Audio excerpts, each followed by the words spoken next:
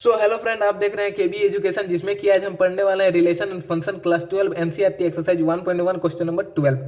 तो question number 12 में बोला गया है कि so that relation are defined in the set A of all triangle as R is equal to T1, T2 such that T1 is similar to T2 is equivalence relation. हमको बोला गया कि show कीजिए कि आर रिलेशन जो है वो equivalence relation है, और वो किस सेट का रिलेशन है? सेट ए का। और सेट ए किस चीज का रिलेशन है?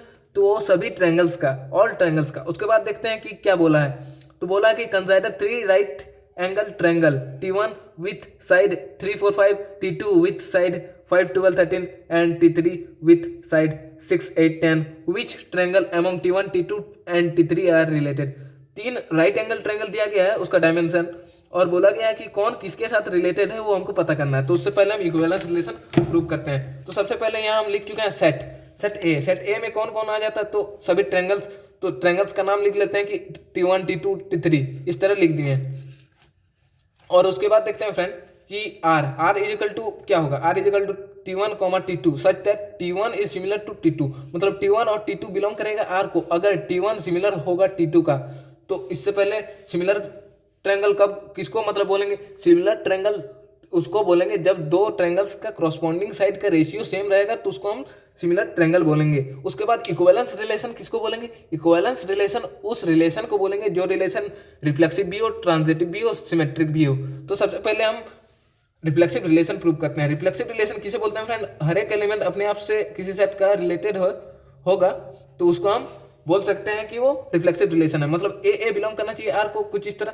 तो मान लेते हैं कि पुट कर देते हैं, put T1 is equal to T2। अगर यहाँ T2 का वैल्यू अगर T1 दे दें, तो यहाँ मतलब क्या हो जाएगा? T1 सिमिलर हो जाएगा T1 का अपने आप से, तभी यहाँ पे उसका वैल्यू चेंज होगा। मान लेते हैं एक ट्रायंगल, जो दूसरा ट्रायंगल का नाम था, वो उसको हम मान लेते हैं कि दोनों बराबर है। तो बराबर है, तो इसका मतलब कि ये सिमिलर है। तो T1 सिमिलर T2, मान लेते हैं कि ये बराबर है, और तो बराबर है तो इसका मतलब सिमिलर है, तो इसका मतलब हम लिख सकते हैं T1 कॉमा, अगर ये सिमिलर है तो ये रिलेशन में बिलोंग कर रहा है, इस कंडीशन को सेटिस्फाई कर रहा है, तो T1 comma T1 belongs to are. मतलब यहाँ बोल सकते हैं कि T1 का जगह में T2 का जगह में T1 लिख सकते हैं। अगर सिमिलर है तो T1 comma T2 belongs to R होगा, तो T2 का जगह में T1 लिख देते हैं, तो ये क्या हो जाएगा? ये हो जाएगा reflexive. It is reflexive.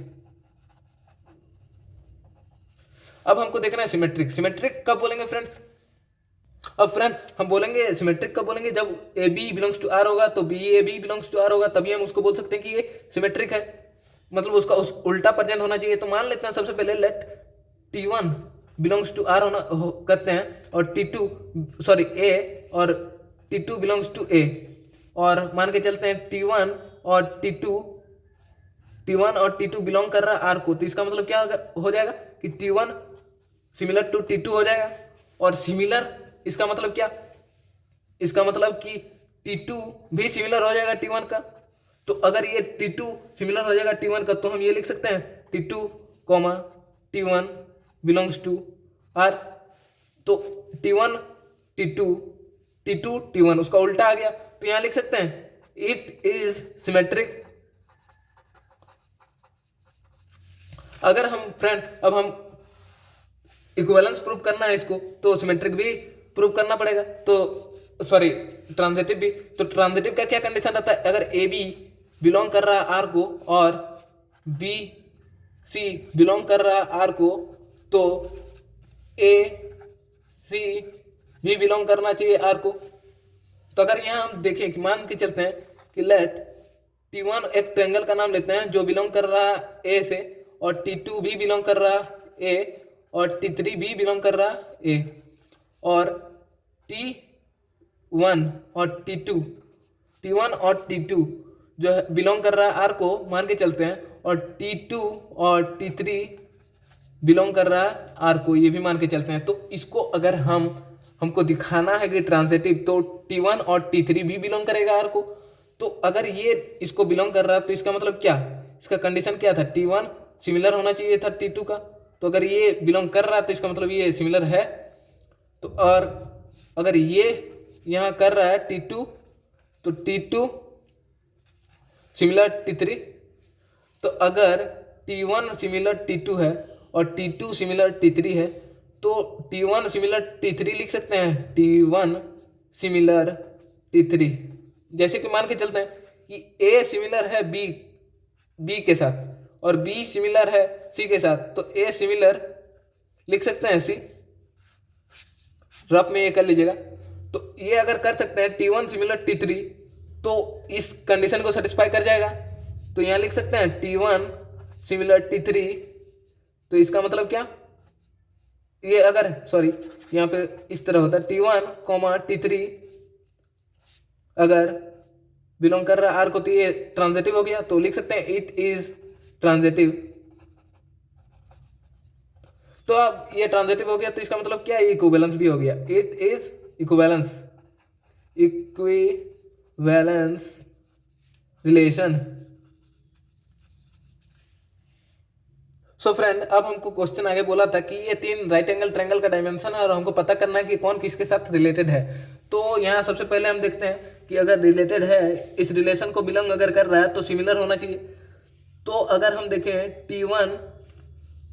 T1 का और T2 का, तो 3 5 =